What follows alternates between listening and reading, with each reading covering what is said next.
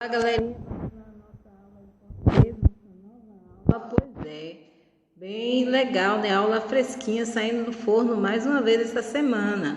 Começaremos com uma revisão bem breve de classificação quanto à sílaba tônica, né? Nós já vimos esse assunto, revisamos também na correção, mas agora nós só vamos reforçar que a sílaba tônica é classificada de acordo com a sua posição na palavra, ou seja, a gente tem que observar em que local da palavra a sílaba mais forte vai ser pronunciada. Porque a gente já aprendeu que sílaba tônica é aquela sílaba que é pronunciada com mais força, não foi isso? Então, nós vimos que existem 3 classificações para as palavras de acordo com a posição da sílaba tônica: oxítona, paroxítona e proparoxítona.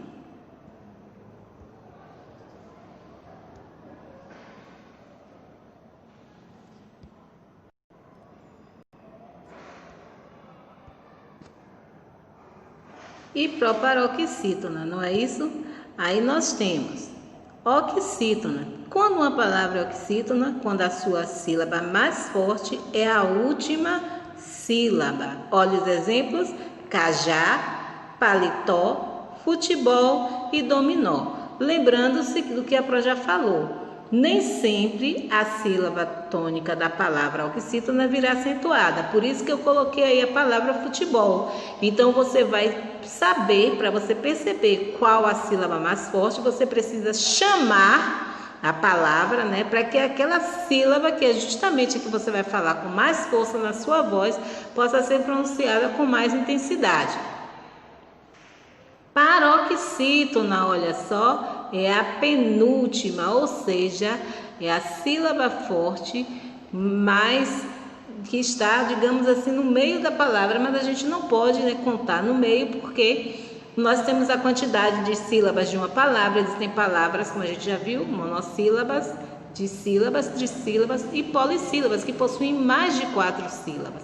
Então a gente tem que ter muito cuidado com isso. Precisamos lembrar da dica de contarmos a sílaba tônica do final da palavra para o início, não é isso? E assim será mais fácil localizar a sílaba tônica.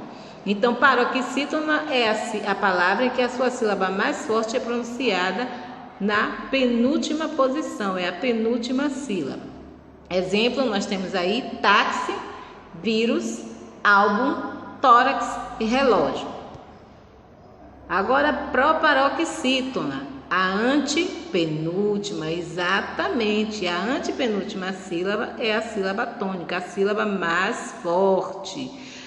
Geralmente você vai, quando você começar a contar do final para o início, você vai ler última, penúltima e antepenúltima, você vai ver que ela vai estar sempre mais próxima do início da palavra, ou seja, do começo. Mesmo que a palavra tenha mais de 3 sílabas, que é a palavra polissílaba, ou mais de 4 sílabas, ok? Olha os exemplos: lâmpada, cálice, próximo e chácara. Lembrando-se que toda a palavra proparoxítona é acentuada, não pode esquecer disso.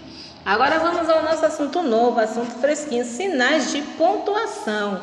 Vocês lembram que quando vocês estão fazendo a leitura, a Pro sempre está falando, está correndo, está apostando corrida, olha o sinal, olha ponto, ponto isso, ponto aquilo. Exatamente. Os sinais de pontuação, eles são fundamentais na nossa língua, são fundamentais para a escrita. Quando nós estamos conversando com alguém, quando nós estamos em um diálogo, nós percebemos que as pessoas usam muitos gestos, não é? Expressões faciais e pausas para expressar suas ideias. Na escrita não é diferente. Nós utilizamos os sinais de pontuação. Hoje nós veremos alguns deles. Olha só, apareceram estes aí, né, que com certeza vocês já conhecem. Tenho certeza disso. Agora, quais são esses sinais de pontuação? Nós temos aí, primeiro, o ponto final. Nós já vimos que eles mostram o quê? Os sinais de pontuação assinalam as pausas, a entonação de voz na leitura e dão sentido a uma frase, não é isso? No nosso primeiro ponto é o ponto final, nosso primeiro sinal de pontuação. Para que serve o ponto final? Para indicar o final de uma frase, para indicar o final de um parágrafo também. A gente geralmente dá o nome a ele de ponto parágrafo, não é isso? Aí você tem como exemplo: Mariana gosta de ir ao cinema. Observou? Mariana gosta de ir ao cinema. A minha frase terminou. Outro exemplo: Marcelo gosta de futebol. Ponto. Acabou aí. Tá vendo? Fácil, não é? Vamos ao próximo sinal. Quem será? A vírgula. Para que serve a vírgula? Para indicar uma pequena pausa na leitura, separar elementos em uma frase e para separar nome do lugar na escrita de datas. Vamos ver? Goiânia, tá vendo? 22 de fevereiro de 2009. Poderia ser Valença, 4 de junho de 2020. Para poderia ter colocado esse exemplo, né? Porque é mais atual para vocês. E mais próximo, mas ficou a dica. Um outro exemplo, fazendo justamente isso, separando, sentenças no caso, dando pausa de algumas informações que estão sendo passadas por alguém. Então, hoje vamos ao cinema, almoçar na casa dos meus avós, ao parque de diversões e ao teatro. Então, provavelmente uma criança bem animada contando o que iria fazer com os pais, não é? Então, apareceu aí a vírgula, a dona vírgula. Não podemos esquecer dela, é muito importante. Vamos ao próximo, quem será? Os 2 pontos. Para que servem os 2 pontos? Fazer explicação sobre algo. Exemplo, gostaria de fazer algo diferente. Viajar para a praia. Observou? Alguém pensando, né? Próximas férias, talvez, gostaria de fazer algo diferente. Viajar para a praia. Observou? Indicar uma relação. Vamos ao exemplo? No meu colégio há quadras de esporte, piscina e salão de festa. Observou? No meu colégio há quadras de esporte, piscina e salão de festa. Indicar a fala de um personagem em um diálogo, a conversa, né? Mudou de fala, as pessoas estão conversando para indicar que um terminou de falar e o outro começou. Você também utiliza os 2 pontos. Ou às vezes quando o narrador, aquela pessoa que está contando a história, diz o que alguém vai falar, você utiliza os 2 pontos. Exemplo, mamãe disse: filho, tome cuidado. Observou? Estes são os 2 pontos, ok? Agora, fiquem ligadinhos à nossa dica, certo? Beijos e se liguem nas nossas aulas. Olá, gostaram da nossa aula de português? Agora fique atento ao recadinho. Fique ligado no que você está sentindo. Se sente dores, conte ao papai e à mamãe. Não esqueçam, estamos lutando contra um inimigo invisível. E o que você sentir, nada de ficar escondendo, viu? É importante que o papai e a mamãe saibam como você está se sentindo. Beijo, vamos à nossa aula de matemática. Vamos à nossa revisão de matemática, hein, galerinha? Fiquem ligados, falamos do litro, você já ouviu até falar agora na nossa correção, né? Está bem fresquinho na mente de vocês. Das medidas de capacidade, nós falamos que as medidas de capacidade elas são utilizadas para medir os líquidos e que quando nós ouvimos falar em capacidade, nós estamos falando da quantidade de líquidos que determinados recipientes, vasilhames, né, objetos, vão receber, não é isso? Nós vimos que o litro ele é formado por uma parte menor, né, que é chamada de ml ou mililitro, não é isso? Não podemos esquecer, porque você utiliza com frequência essa medida na sua vida. Por exemplo, quando você está doente e a mamãe vai te dar um remédio, um xarope, pega aquele copinho e lá naquele copinho vem os números e do lado vem ml, que significa mililitro, que é uma parte menor do litro. Quando você vai tomar uma injeção na seringa, vocês gostam muito de ficar brincando com a seringa, né? Com aquele, às vezes até que vem no remédio mesmo, tem remédios que vem com aquela seringa como medida. Você observa que nela também está lá escrito ml. Pois é, não pode esquecer disso. Então, o litro é a unidade de medida de capacidade, é a unidade fundamental para medir os líquidos. Nós compramos por líquido leite, gasolina, refrigerante, sucos, né, e vários outros produtos que você observa e usa no seu dia a dia. Então, nós vimos aqui que o símbolo do litro é a letra L maiúscula e do mililitro o ml. Aprendemos que 1 litro é formado por 1000 ml, ou seja, 1000 mililitros. Não é isso? E que existem medidas menores. Por exemplo, a metade de 1 litro é 500 ml, ou seja, meio litro. Por quê? Porque a metade de 1000. Aprendemos que 2 litros são 2000 mililitros, ou 2000 ml, porque juntou 1000 mais 1000. Então, formei 2000, não é isso? Então, fiquem ligadinhos, não esqueçam das dicas, estudem, revisem e façam nossas tarefas. Agora vem outro recadinho bem legal. Beijos! E aí, galerinha? Gostaram da nossa aula de matemática? Olha só, essa dica nunca é demais, vocês não podem esquecer. Lavar as mãos, gesto simples que previne. Beijo, vamos à nossa aula de artes. Olá, gente, vamos à nossa aula de educação artística. Olha só, já tem um tempinho que nós não trabalhamos com artes, não é? Pois bem, agora uma aula nova, bem fresquinha, para vocês aproveitarem bastante. Nós vamos falar do movimento suprematista. E o que seria este movimento? Onde ele surgiu? Pois bem, esse movimento ele teve início na antiga Rússia, no ano de 1913.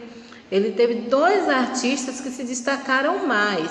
O artista Kazimir Malevich, que era pintor e escritor, e Vladimir Mayakovsky, que era poeta.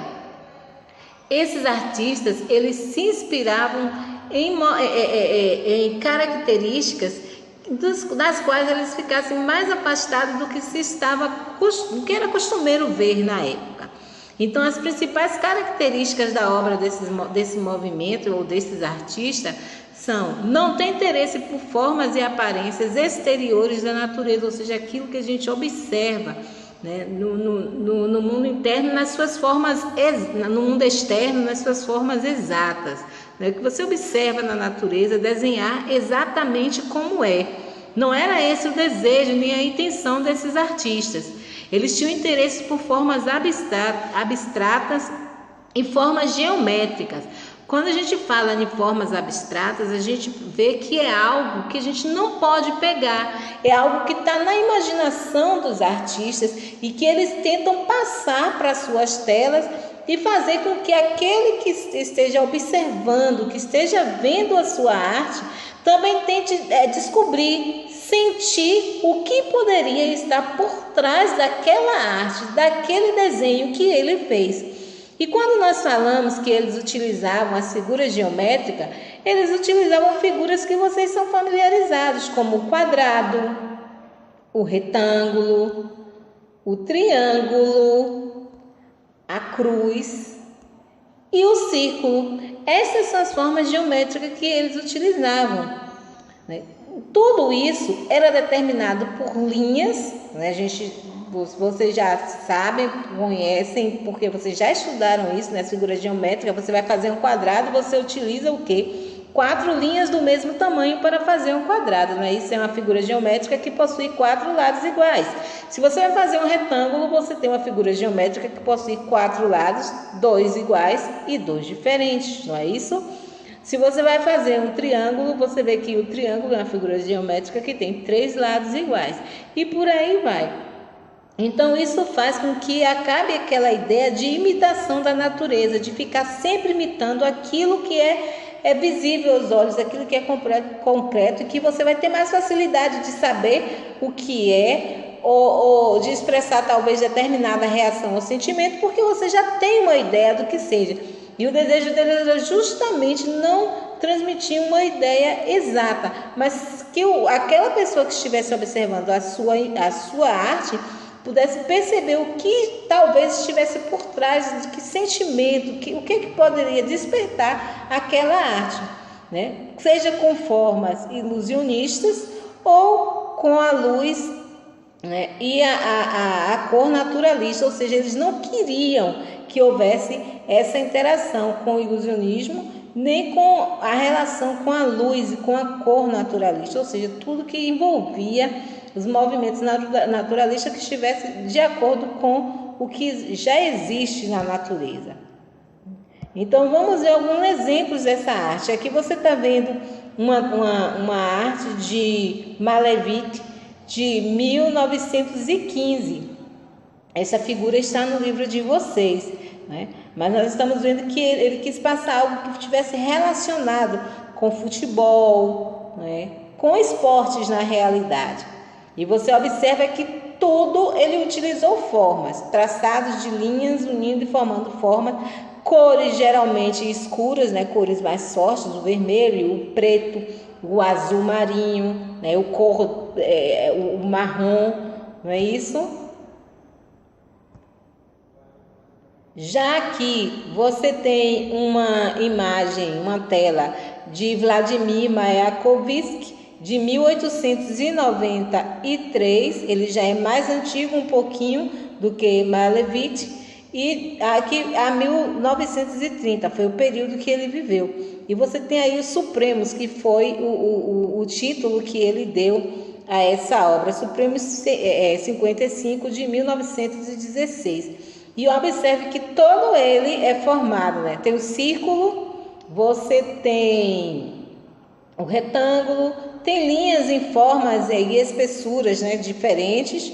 E você observa que logo aqui em cima você tem, como, digamos assim, como se fosse a asa de um pássaro. Você poderia dizer que é uma folha, mas não é, é uma forma geométrica. Então a pessoa que está observando a figura vai imaginar, por isso que é abstrata. Você vai tentar idealizar o que talvez seja, o que ele queria passar, o que significaria essa obra na realidade. Agora existe um artista contemporâneo. Como eu já falei com vocês, quando nós falamos em contemporâneo, o contemporâneo está relacionado com a nossa época, com a época atual. Então ele também observa esta figura aí. Nós temos a presença de muitos triângulos em várias posições, de linhas, e temos aqui um retângulo também em uma outra posição. E esse artista, ele é Roberto Matar, ele é do estado do Paraná, na cidade de Maringá, se eu não me engano, né? E ele é professor de violão clássico e moderno, popular no caso, e também é artista plástico suprematista.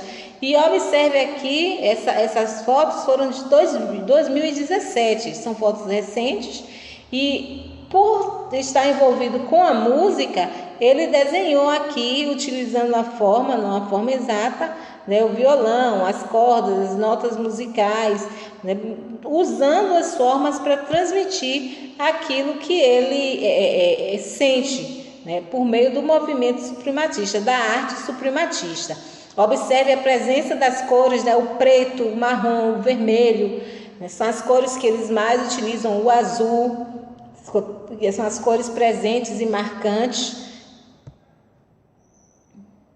Espero que vocês tenham entendido. Fique ligadinho na nossa atividade que vocês vão fazer no livro de artes, e eu vou querer ver a sua arte suprematista, viu?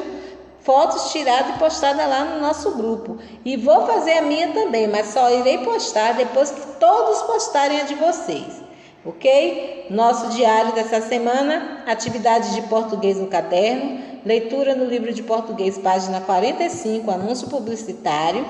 Atividade no livro de português, página 46 e 47. Atividade no livro de matemática, página 100. E atividade no livro de artes, páginas 18, 19 e 20. Ok, gente? Bom final de semana. Fiquem com Deus. Se cuidem. Beijos.